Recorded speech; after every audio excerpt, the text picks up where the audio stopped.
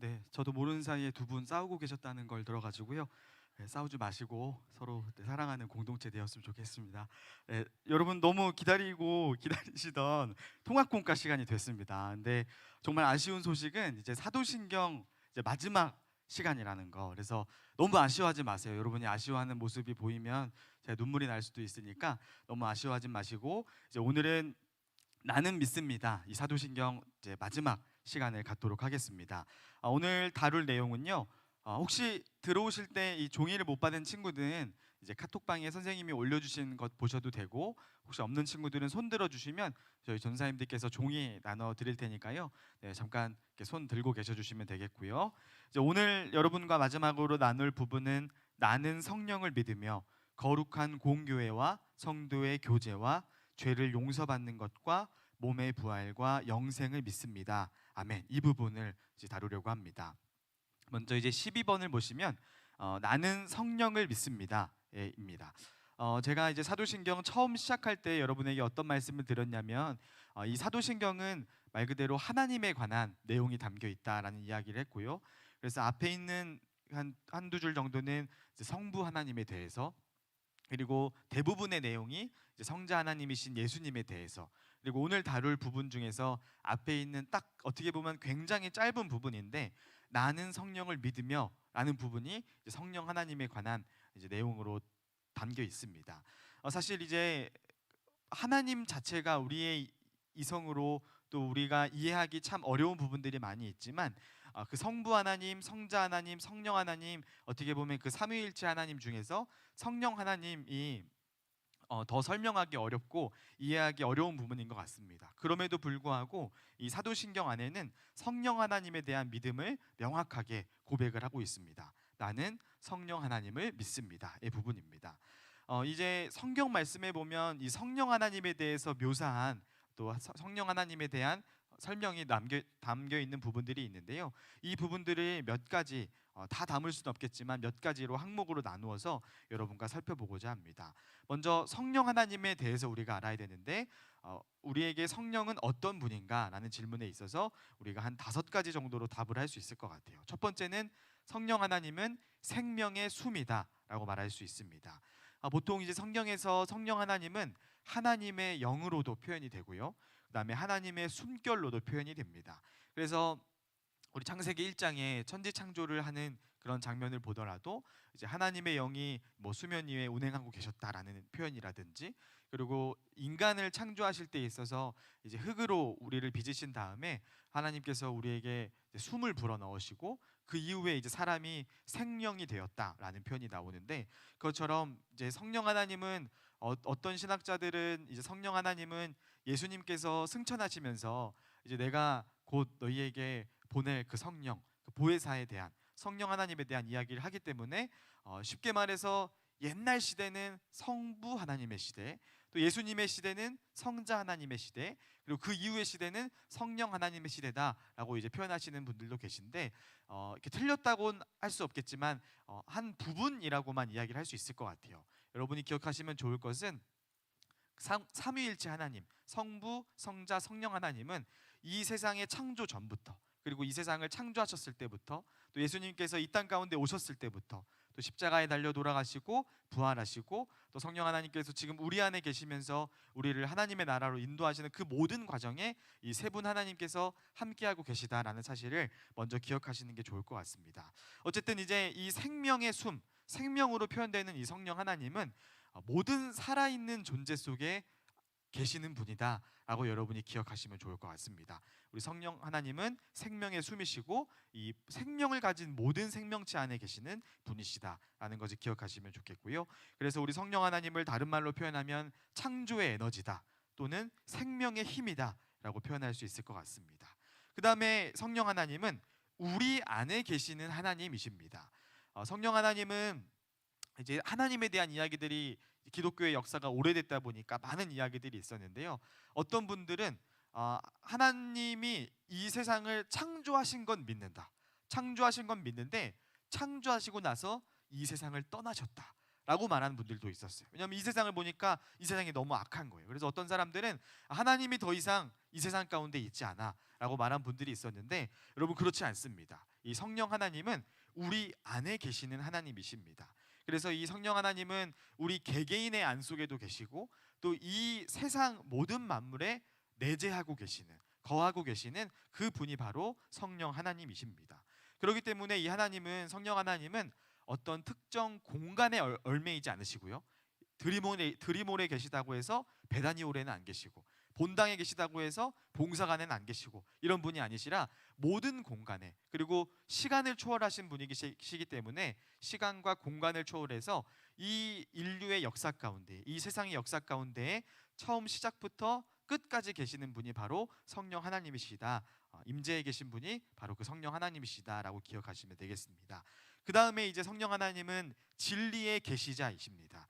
진리라는 것, 여러 말로 표현할 수 있겠지만 말 그대로 진리는 하나님 그 자체죠.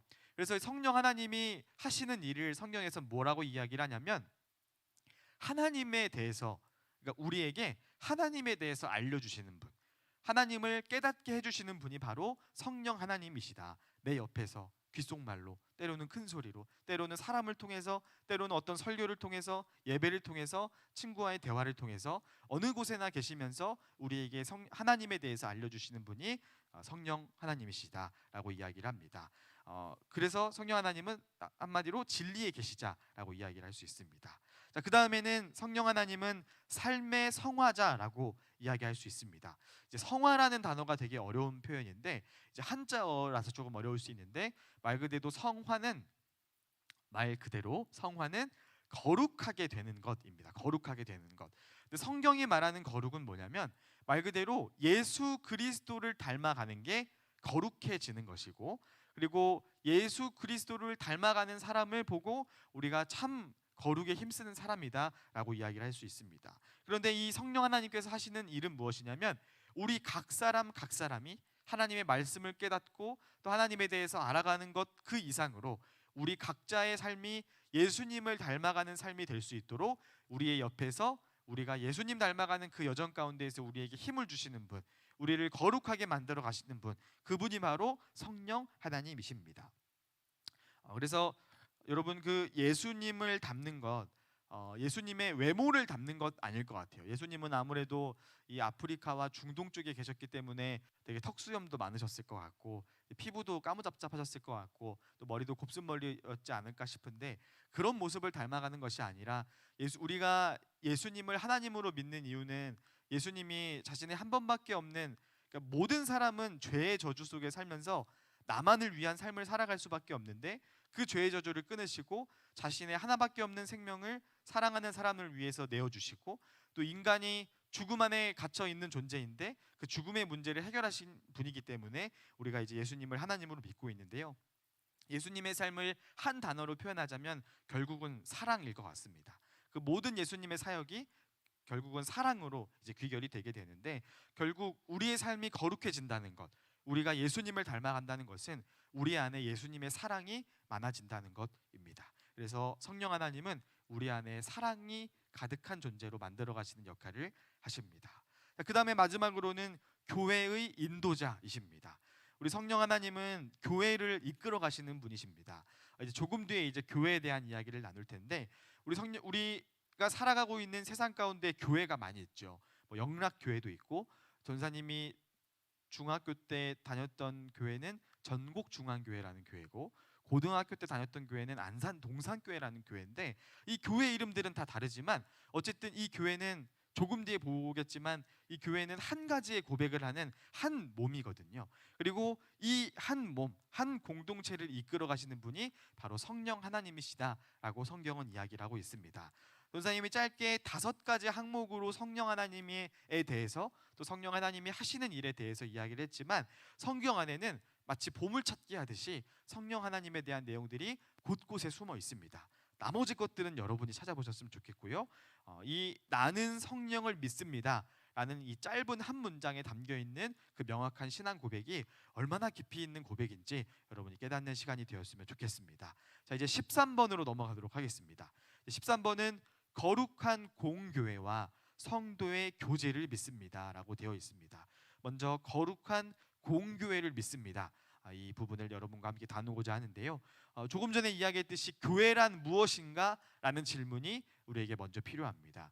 여러분, 교회는 한마디로 표현하면 예수님을 그리스도로 믿는 사람들, 그 예수님이 그리스도다라는 표현 지지난주에 한번 여러분 다뤘었죠. 예수 그리스도가 하나의 이름이 아닙니다. 백현준을 말 그대로 성백 이름 현준처럼 예수가 뭐 이름이고 그리스도가 성인 게 아니라 예수는 이름이고 그리스도는 그분의 어떻게 보면 신분을 나타내는 건데, 그리스도는 메시아라는 이야기를 했죠. 구원자라고 이야기를 해서 예수 그리스도라는 그 단어 안에는 예수님은 하나님이시다, 예수님은 메시아시다, 예수님은 우리를 구원하시는 분이시다라는 내용이 담겨 있는데, 교회는 이 예수님을 그리스도로 믿는 사람들의 모임을 의미합니다. 그리고 더 나아가서는 교회는 그 예수님을 삶으로 살아내는 사람들의 공동체, 그 모임을 교회라고 이야기합니다. 그래서 복음이, 예수님에 대한 이야기를 복음이라고 하는데, 복음이 순수하게 선포되고, 그리고 예수님께서 이 땅 가운데 살아가시면서 하셨던 여러 일들 중에 세례와 성찬이라는 게 있었어요.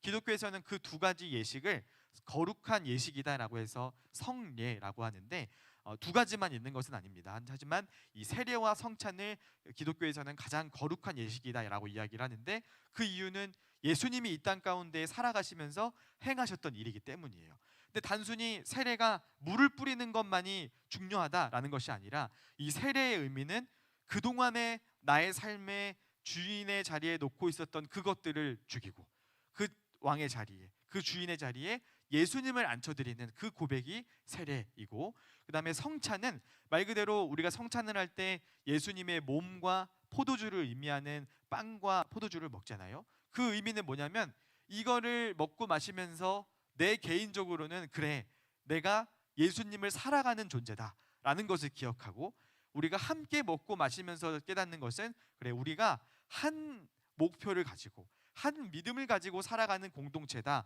라는 의미가 성찬 가운데 있기 때문에, 이 복음이 순수하게 선포되는 것이 교회이고, 그리고 성례, 이 세례와 성찬이 올바르게 이루어지는 것이 교회라고 볼 수 있습니다. 그래서 이 교회에서 하는 일들은 뭐냐면, 교회에서 하는 일들은 다른 것보다도 예수 그리스도를 어떻게 하면 전할 수 있을까?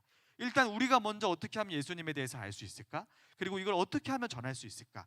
이것을 위해 모인 곳이 교회입니다. 그렇기 때문에 우리 교회는 이 목표 안에서, 이 가치 안에서 날마다 우리의 모습을 살펴봐야 됩니다. 먼저 우리 자신이 교회인데, 여러분, 우리가 함께 모인 이곳만 교회가 아니라 여러분 자신도 교회인 것을 알아야 됩니다. 그래서 그 성경에서는 우리 한 명 한 명의 삶을 하나님의 성전이라고 표현을 하거든요. 그래서 우리가 먼저 기억해야 될 것은 나 자신도 교회라는 것을 기억해야 됩니다.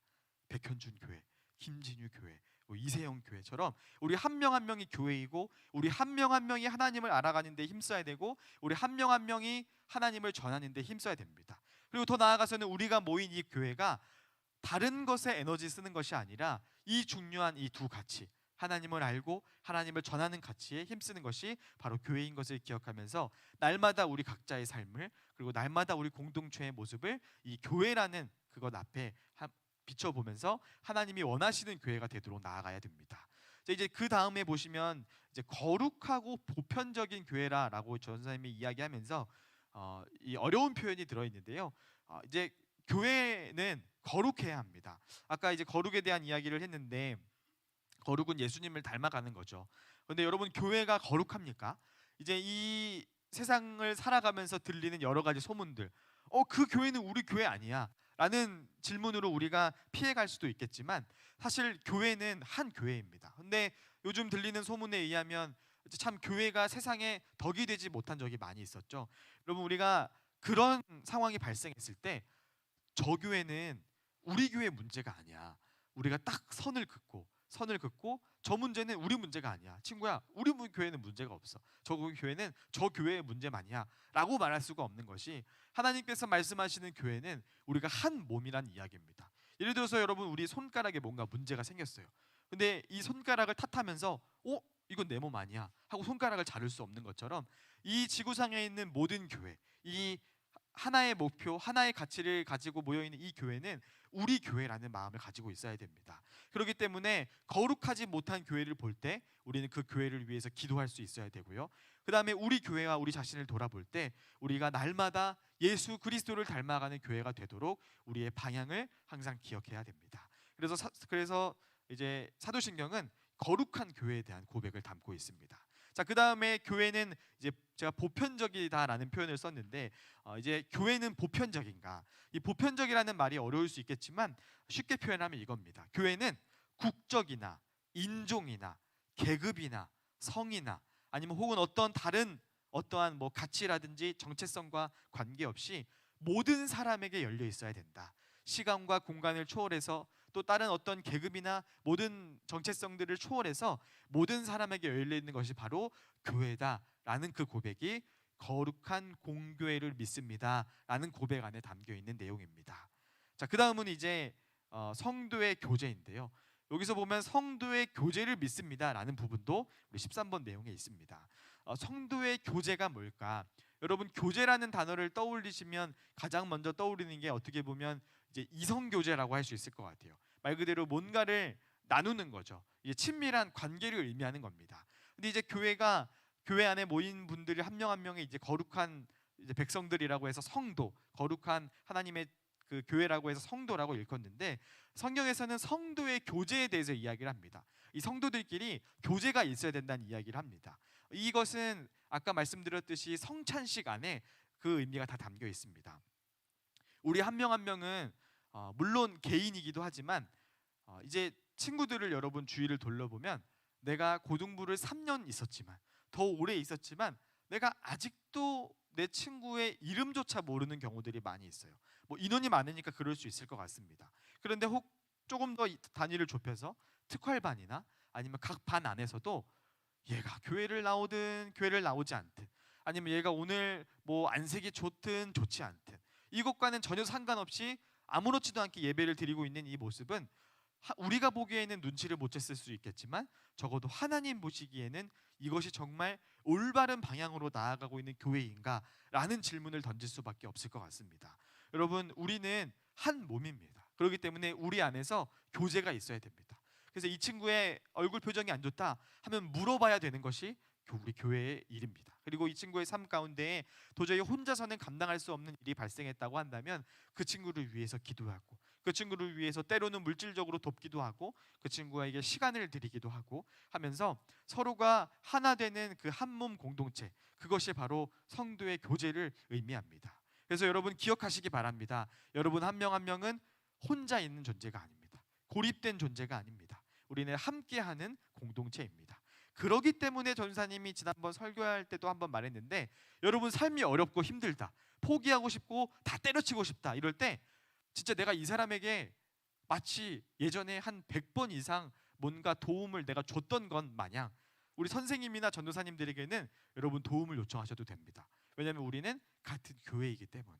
그래서 전사님은 목사님도 마찬가지겠고 선생님들도 마찬가지겠지만 또 하나님께서 그렇게 만들어 가고 계십니다. 그렇기 때문에 여러분 인생 가운데 힘든 일이 있다면 같은 교회인, 같은 몸인, 같은 공동체인 우리 주변의 선생님들과 우리 목사님, 전도사님들이 찾아주시기를 바랍니다. 그리고 여러분끼리도 그런 관계가 되었으면 좋겠습니다. 그래서 거룩한 공교회와 성도의 교제를 믿습니다는 이런 내용을 담고 있습니다. 자, 그다음에 이제 14번인데요. 죄를 용서받는 것을 믿습니다라는 고백이 우리 또 사도신경 안에 있는데요. 죄라는 이야기는 지난번 예수님에 관한 이야기를 할 때 여러분에게 많이 나눴습니다. 여러 가지 것들을 죄라고 이야기할 수 있겠는데 가장 본질적으로는 하나님께로부터 돌아선 것, 하나님을 하나님으로 인정하지 않고 다른 것들을 하나님 삼은 것, 그것이 죄라고 이야기했고 그런 사람들 가운데 있는 모습, 끊을 수 없는 저주 같은 모습은 바로 이기심이라고 했습니다. 나만 아는 삶, 나만의 행복을 위한 삶, 그 나만의 행복을 위해서, 나만의 만족을 위해서 다른 사람까지도 희생시킬 수 있는 마음이 우리 마음 가운데 있고 그걸 죄라고 이야기를 했는데요. 이 죄에 대한 이야기를 할 때 이제 빼놓을 수 없는 게 있습니다. 성경을 보면 이제 하나님 나라에 대한 이야기를 할 때 꼭 딸려 나오는 이야기가 죄에 대한 이야기입니다. 그리고 죄에 대한 이야기를 할 때 꼭 딸려 나오는 이야기가 바로 용서에 관한 이야기입니다. 그래서 하나님 나라, 죄, 용서는 우리가 따로따로 떨어뜨려 놓고 생각할 수가 없고 다 하나로 생각해야 되는 문제입니다. 여러분, 이 성경에서는 이 죄를 뭐라고 이야기하냐면 이제 마태복음에 보면 마태복음 18장이었던 걸로 기억하는데, 마태복음에 보면 이제 1만 달란트 빚진 자, 그리고 100 데나리온을 빚진 자에 대한 이야기가 나옵니다. 거기서 예수님은 죄를 어떻게 표현하시냐면, 어떤 한 사람이 1만 달란트를 빚졌습니다. 이게 우리나라 그 단위로 환산을 하면 16만 년치의 봉급을 이야기합니다. 상상이 안 되죠. 아무리 적게 번다고 하더라도 100년도 아니고 200년도 아니고 만년도 아니고 16만 년치의 봉급은 그만하라는 건 아니죠. 네, 16만 년치의 봉급은 굉장히 많은 액수를 의미합니다. 감히 우리가 평생을 다해서 내가 오늘부터 마음 먹고 내가 먹고 싶은 거 다 사고, 사고 싶은 집 다 사고, 사고 싶은 차 다 사고, 사고 싶은 핸드폰 다 산다고 하더라도 감히 빚질 수 없는 엄청난 큰 금액을 의미합니다. 그런데 성경 말씀은 죄를 용서받았다는 것은 마치 이 1만 달란트 빚진 자가 그 빚을 진 사람에게 이 빚을 탕감받은 것이다 라고 이야기를 합니다. 감히 평생을 다해도 갚을 수 없는 돈, 평생을 다해도 빚질 수 없는 그 엄청난 금액을 탕감받은 것이 죄를 용서받는 것이다 라고 이야기를 하는데, 여기서 그치지를 않습니다. 그 이야기를 보시면 1만 달란트를 빚졌는데 그거를 탕감받은 그 사람이 그 사람에게 100 데나리온을 빚진 사람을 용서하지 않는 장면이 나옵니다. 100 데나리온은 100일치의 봉급입니다. 16만 년치의 봉급과는 비교할 수가 없죠. 그 비교할 수 없는 죄를 탕감받는 사람이, 그 빚을 용서받은 사람이 그 작은 100일짜리 100일치의 봉급을 빚진 자기 동료는 감옥에 넣는 장면이 그 비유에서 이야기 나옵니다. 여러분, 우리가 예수님께, 하나님께 우리의 죄를 용서받았다는 것은 무엇을 의미하냐면, 우리가 평생 갚을 수 없는 그 죄를 용서받았다는 것을 의미합니다. 그리고 더 나아가서 성경이 이야기하는 것은 너가 그만큼 큰 빚을 탕감받은 존재이니 너에게 조금의 잘못을 한 사람들, 말 그대로 100일짜리의 데나리온의 빚 같은 그런 작은 것들을 잘못한 사람들은 너가 용서를 해 주어야 된다. 그게 우리 기독교가 말하는 죄의 용서의 완성이다. 내가 받은 빚만 중요한 게 아니라 남이 나에게 받은 빚마저도 용서해 줄 줄 아는 그 용서 안에 사랑이 있고 진리가 있다라고 성경은 말하고 있습니다. 그래서 여러분, 기독교는 다른 말로 용서의 종교다라고 이야기를 할 수 있습니다. 거의 다 와갔는데요. 15번은 몸이 부활하는 것을 믿습니다라고 이야기를 하고 있습니다. 자, 몸의 부활은 무엇을 의미하는가? 이 내용이 중요한데요. 그 당시에는 영혼만, 몸은 부활하지 않고 영혼만 부활할 것이다 하는 소위 영혼불멸설이라는 것이 이제 팽배했던 시대입니다. 그래서 사람들이 어떻게 생각했냐면, 내 영혼만 구원받으면 되지, 그러니까 내 몸과 내 삶은 내 마음대로 살아도 돼 라고 해서 자기가 살아가는 삶과 자기가 살아가는 몸은 이제 쾌락에 다 맡겨놓고 이제 내 영혼만 하나님 앞에서 온전하고 내 영혼만 하나님께 구원받으면 된다라는 그런 신앙 풍조가 있었습니다. 그래서 사도신경이 이 몸의 부활을 넣어 놓은 것은 단순히 우리의 영혼만 부활하는 것이 아니라 우리의 몸, 그리고 우리의 몸이 이루는 여러 인격적인 요소들, 우리의 삶도 부활한다. 그렇기 때문에 정말 올바른 신앙을 갖고 있는 사람들은 자신의 몸도 함부로 할 수도 없는 것이고, 자신의 삶도 함부로 할 수 없는 것이고, 더 나아가서 영혼도 함부로 할 수 없는 것이다 라는 고백의 의미로 이 몸의 부활이 들어가 있습니다. 이 내용을 기억하는 것이 굉장히 중요합니다. 자, 그리고 이어지는 내용인데요, 영원히 사는 것을 믿습니다 라고 이야기를 하는데, 여러분, 영원히 산다는 것, 아마 어릴 때 주일학교를 다닌 친구들은 영생, 예수님을 믿으면 영생을 얻을 거야 라고 이야기를 하는데, 영생은 말 그대로 영원히 사는 것을 의미합니다. 그런데 성경을 보면은 예수님을 믿는 사람도 영원히 살고 예수님을 믿지 않는 사람도 영원히 삽니다. 단지 그것이 하나님의 나라냐 하나님의 나라가 아니냐의 문제인 것 같은데요. 여러분, 영원히 산다는 것은 우리는 시간의 한계 속에 살아가는 존재잖아요. 공간의 한계 속에 살아가는 존재인데 영원히 산다는 것, 이 예수님을 믿고 그 안에 그 생명을 누리는 사람들이 가게 될 그 하나님 나라가 영원하다라는 것은 그 하나님 나라가 시간과 공간을 초월하는 곳인 것을 의미하는 것입니다. 여러분 근데 하나님 나라 지난주에 그 이야기하면서 전사님이 그런 얘기했죠. 하나님 나라에 먹을 게 가득할까요? 내가 이 땅에 살면서는 경제적으로 풍족하지 못해서 랍스타 한번 먹어보지 못했고 또 뭐가 있을까요? 뭐 좀 맛있는 음식 한 번도 먹어보지 못했고 저 엄청난 좋은 집에 살아보지도 못했는데 천국에 가면 그것이 있을 거야. 여러분 그곳은 천국이 전사님은 아니라고 생각을 합니다. 하나님 나라 천국은 말 그대로 하나님이 계신 곳이라고 생각을 합니다. 그것으로 다죠. 하나님이 진짜 존재하는구나. 여러분 이 세상 사람들은 우리 인간의 존재를 계획이 있는 존재라고 보지 않습니다. 목적 있게 태어난 존재라고 보지 않습니다. 우연한 어떤 우주적인 작용 가운데 태어난 존재가 우리 인간들이라고 이 세상이라고 말하고 있습니다. 그런데 성경은 정반대되는 이야기를 하죠. 아니야, 너희의 삶은 이 세상은 하나님의 계획 안에 있는 존재들이야.